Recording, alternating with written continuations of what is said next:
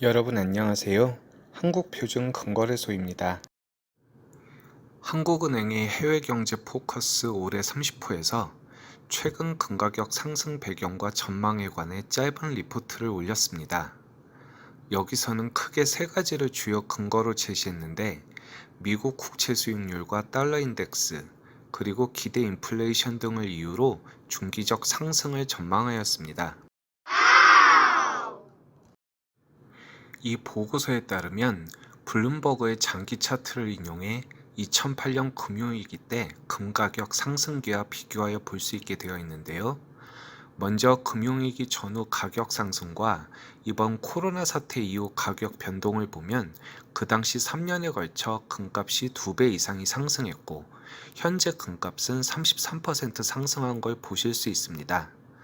많은 언론이나 유튜브에서 투자은행 전망을 예를 들어 3년 내 3,000달러를 제시한 것이 바로 이것 때문인데요.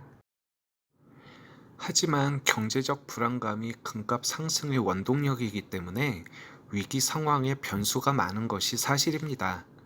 더구나 금값이 역대 최고치를 갈아치운 이때 이전 데이터가 큰 영향을 미치지 못하기 때문에 타당성도 적거니와 고점을 미리 예상한다는 것은 쉽지 않아 보입니다.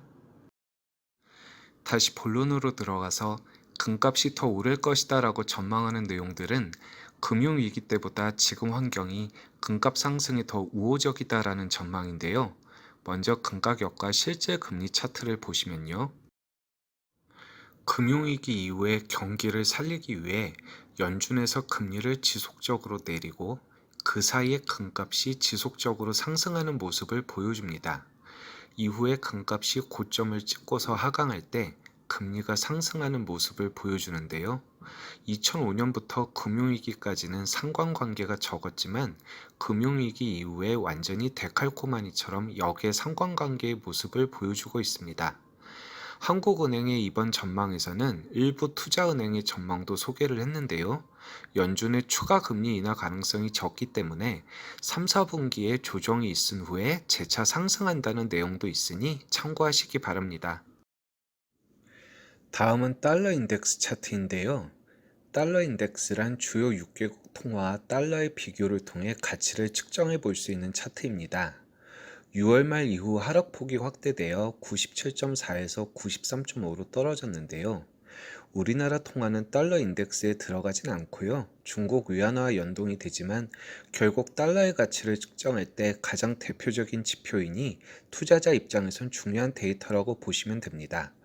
물론 저희 채널에서 소개해드린 적도 있지만 달러 인덱스에서 가장 비중이 높은 게 유로 달러이기 때문에 유로 달러 선물이 선행 지표가 되기도 하는데요. 현재 유로가 달러 대비 상승 추세인 것을 보실 수 있습니다. 마지막으로 금가격과 요인별 상관관계인데요. 금리가 달러 가치보다 역의 상관관계가 훨씬 더 크다는 걸 알 수 있습니다. 현재 2022년 말까지 연준에서 제로 금리를 표방하고, 그로 인해 달러 캐리가 이루어지면서 신흥시장 주식도 상승 중인데요.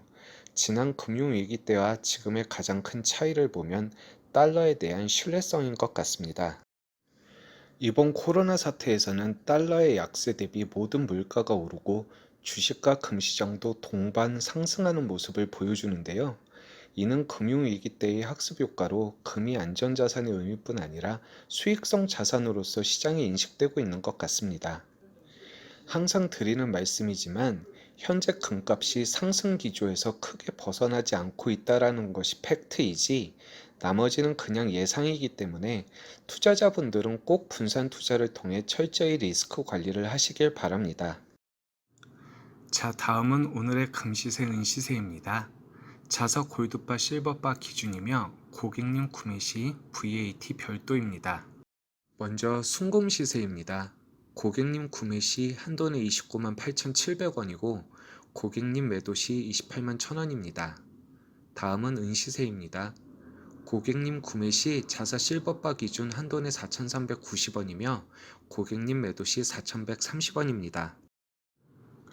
구독과 좋아요, 알림 설정은 언제나 큰 힘이 됩니다. 그럼 오늘도 좋은 하루 되시고요. 지금까지 한국표준금거래소였습니다.